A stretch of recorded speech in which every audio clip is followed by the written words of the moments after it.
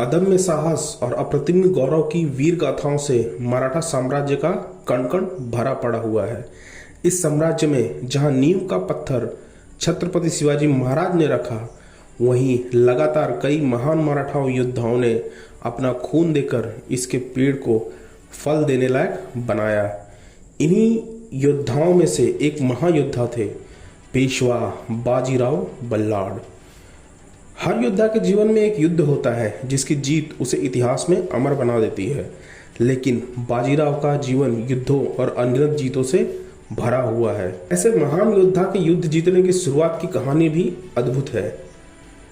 नमस्कार, मेरा नाम है राधेश्याम शर्मा और आज हम आपको बताएंगे पालखेड़ के उस ऐतिहासिक युद्ध के बारे में जिसमें बाजीराव ने अपनी रणनीतिक सूझबूझ से दक्षिण के निजाम को घुटनों पर ला दिया।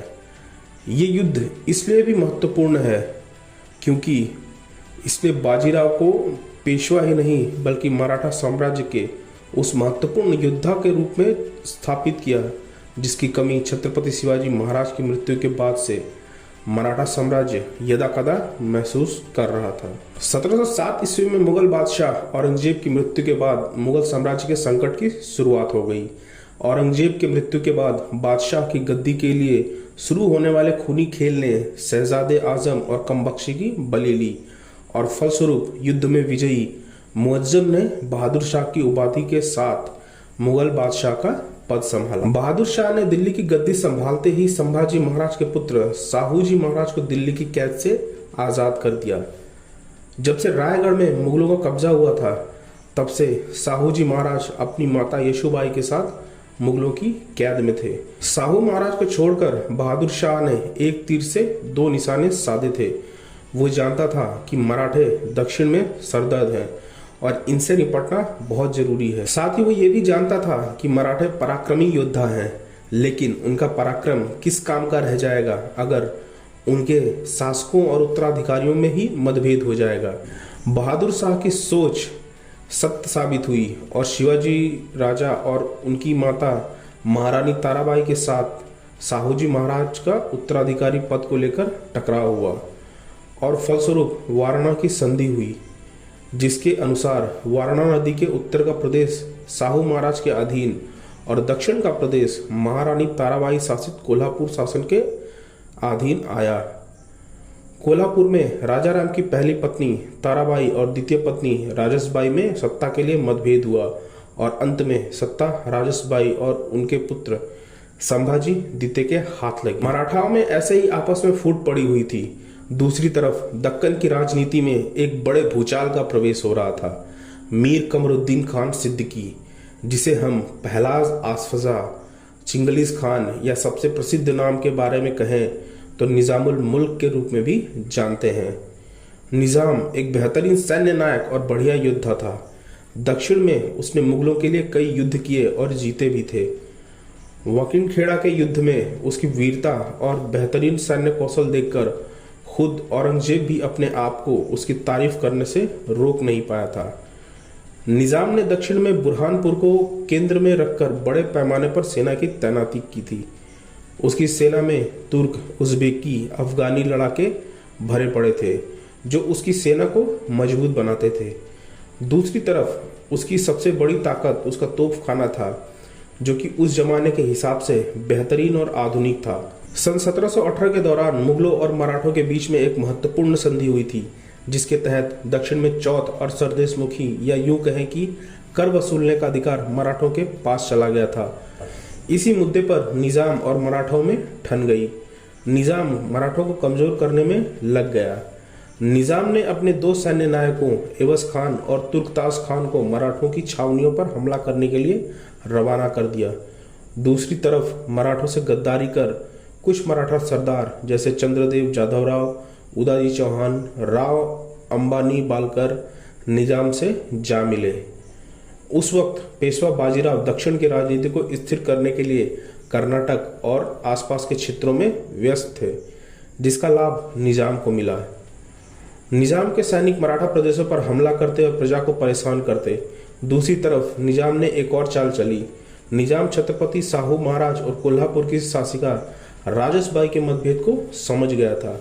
उसने कोल्हापुर के शासक राजेश भाई और उनके पुत्र संभाजी द्वितीय को मराठा सत्ता के असली उत्तराधिकारी पद के लिए समर्थन दे दिया। घर का ही एक व्यक्ति अब अपने फायदे के लिए पूरे घर पर खतरा बनने जा रहा था। कोल्हापुर के संभाजी महाराज अब जाकर निजाम से मिल चुके थे। 24 सितंबर 1724 में दशहरे के दिन संभाजी निजाम से जा मिले। इसी बीच निजाम के सैन्य नायक तुर्कताज खान ने दशहरे के एक मेले में बहुत उधम मचाया। निम्बालकर पिता पुत्र ने सतारा के एक गांव में आग लगा दी, खेतों में खड़ी तैयार फसलें जला दी। निम्बालकर पिता पुत्र सतारा जलाने के बाद अगला हमला करने के लिए रहमतपुर की तरफ बढ़ चले। उन्हें रोकने के लिए खुद छत्रपति साहूजी महाराज रायाजी जाधव के साथ निकल पड़े, लेकिन मुठभेड़ में हुए युद्ध में रायाजी जाधव मारे गए। दूसरी तरफ सतारा में निजाम की सेनाओं को रोकने के कई प्रयास विफल होने लगे थे। एक तरफ ये सब घटित हो रहा था, वहीं दूसरी तरफ 1727 में निजाम ने अपने तुरुप का इक्का चलते हुए कोल्हापुर के संभाजी द्वितीय को पुणे में मराठा सत्ता का असली छत्रपति घोषित करते हुए उन्हें कई तोहफे और नजराने दिए। संभाजी पुणे से अपशासन संबंधी कई निर्णय सुनाने लगे थे। ये अधिकार अब तक साहू महाराज के पास सुरक्षित था। ये सब सुनते ही साहू महाराज को समझते देर नहीं लगी कि अब उत्तराधिकारी के युद्ध को टाला नहीं जा सकता है। निजाम ने सारी हदें पार कर दी है। छत्रपति साहू महाराज ने ऐसे में पेशवा बाजीराव को तुरंत सतारा आकर इस मामले को समाधान करने का आदेश दे दिया। सतारा पहुंचने के बाद 27 अगस्त 1727 के दिन पेशवा बाजीराव ने सेना इकट्ठी कर ढलती बारिश के बीच 15,000 घुड़सवारों को लेकर सतारा से निकले। सेना की तेज रफ्तार बनी रहे ताकि दुश्मन गोरिल्ला युद्ध के साथ साथ तेज आती सेना का अनुमान न लगा सके। इसीलिए बाजीराव ने 2 घुड़सवारों के लिए 3 घोड़ों का इस्तेमाल किया। जैसे ही किसी एक घोड़े को थकान महसूस होती, वैसे ही घुड़सवार दूसरे घोड़े पर चला जाता और कुछ देर में थका घोड़ा तरोताजा हो जाता और फिर उस पर दूसरा घुड़सवार सवार हो जाता। इससे आधे समय में कहीं भी पहुंचकर दुश्मन को बुरी तरह से सख्ते में डाला जा सकता था। बाजीराव के आने की खबर मिलते ही निजाम ने अपनी सेना तैयार करनी शुरू कर दी। उसकी सेना का संख्या बल 40,000 के आसपास था। इन सब के अलावा उसकी सबसे बड़ी शक्ति 600 की संख्या में तोपें थी।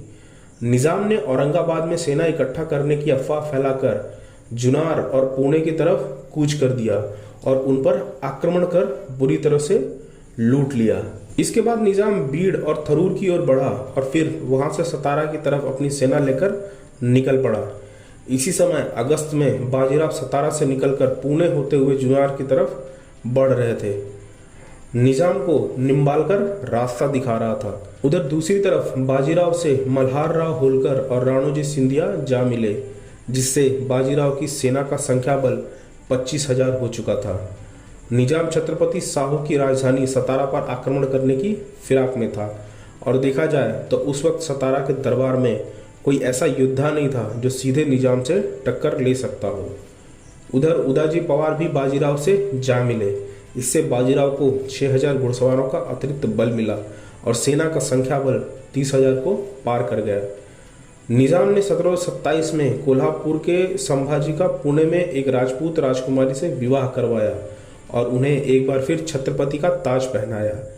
लेकिन दूसरी तरफ वो खुद संभाजी के अधिकार में पड़ने वाले प्रदेशों में उधम मचा रहा था।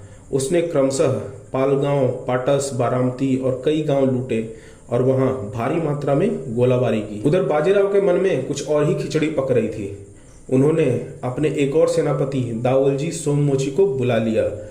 दावलजी 5,000 घुड़सवारों की सेना लेकर बाजीराव से जा मिले। दिन प्रतिदिन बढ़ते सैन्य बल से बाजीराव की सेना की ताकत बढ़ रही थी। बाजीराव ने निजाम को सतारा की तरफ बढ़ता देखकर अपनी सेना को निजाम के अधिकार क्षेत्रों की तरफ मोड़ना शुरू कर दिया। जल्द ही बाजीराव की सेनाएं गोदावरी नदी पार कर जालना के पास पहुंच गई। सिंदखेड़ की रक्षा के लिए जल्दबाजी में आए हुए एवज खान को बाजीराव ने बुरी तरह से पराजित किया। निजाम की अन्य चौकियों में शामिल माही, मंगरूल, वाशी को जल्द ही बाजीराव ने अपने कब्जे में ले लिया। निजाम को जैसे ही बाजीराव का अपने प्रदेश में घुसने का समाचार मिला, उसने तुरंत वापस लौटकर बाजीराव को सबक सिखाने का निश्चय किया। बाजीराव को निजाम के वापस आने की खबर मिलते ही बाजीराव ने अपनी सेना को अब मराठवाड़ा छोड़ खानदेश की तरफ तेजी से बढ़ने का आदेश दे दिया। तापी नदी पार कर बाजीराव ने जनवरी 1728 में गुजरात में प्रवेश किया और अली मोहन से उदयपुर पहुंचकर वहां से निजाम के उत्तरी इलाके पर धावा बोल दिया।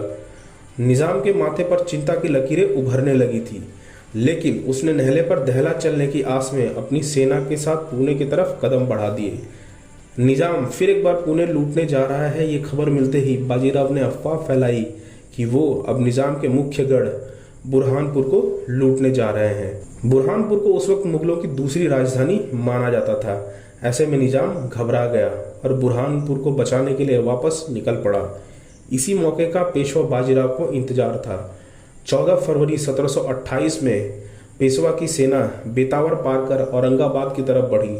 इसी दौरान रंभाजी कदम और पिलाजी जाधवराव ने निजाम के क्षेत्रों पर छापे मार मार कर उन्हें बुरी तरह से लूटा और फिर जाकर बाजीराव से मिल गए। अब बाजीराव की सेना का संख्या बल निजाम से अधिक हो चुका था, लेकिन निजाम को इसकी कोई जानकारी नहीं थी। इसी दौरान वापस लौटते समय निजाम पर बाजीराव के भाई चिमाजी अप्पा ने लगातार हमले किए और साथ ही छत्रपति साहू महाराज को पुरंदर के किले पर सुरक्षित पहुंचा दिया। एक के बाद एक बुरी खबर से निजाम के माथे पर बल पड़े हुए थे। उसके सेनापति चंद्रराव जाधव जी और कोल्हापुर के छत्रपति संभाजी उसे धन तो ले रहे थे, पर उसका कोई भी काम निकल नहीं रहा था। संभाजी ने तो बाजीराव से सीधे मतभेद से बचने के लिए निजाम द्वारा मदद मांगने पर उन्हें साफ इनकार कर दिया। मुश्किलों में घिरा निजाम सीधे औरंगाबाद की तरफ बढ़ रहा था। तोपों की वजह से उसकी रफ्तार धीमी हो रही थी, तो उसने तोपों को अहमदनगर में छोड़ने का निश्चय किया और सोचा आगे जाकर फिर इन्हें मंगा लूंगा। फिलहाल बाजीराव से सीधा टकराव कर उसे रोकना ज्यादा जरूरी है। औरंगाबाद से 20 किलोमीटर दूर गोदावरी नदी के किनारे पालखेड़ के गांव के पास निजाम अपनी सेना को लेकर पहुंचा।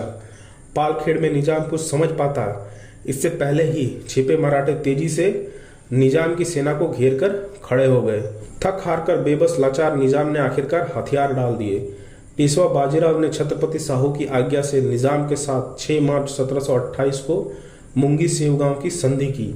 इस संधि में निजाम ने छत्रपति साहू को मराठों का एकमात्र छत्रपति मानते हुए दक्षिण के प्रदेशों में मराठों को चौथ और सरदेशमुखी वसूलने का अधिकार दे दिया।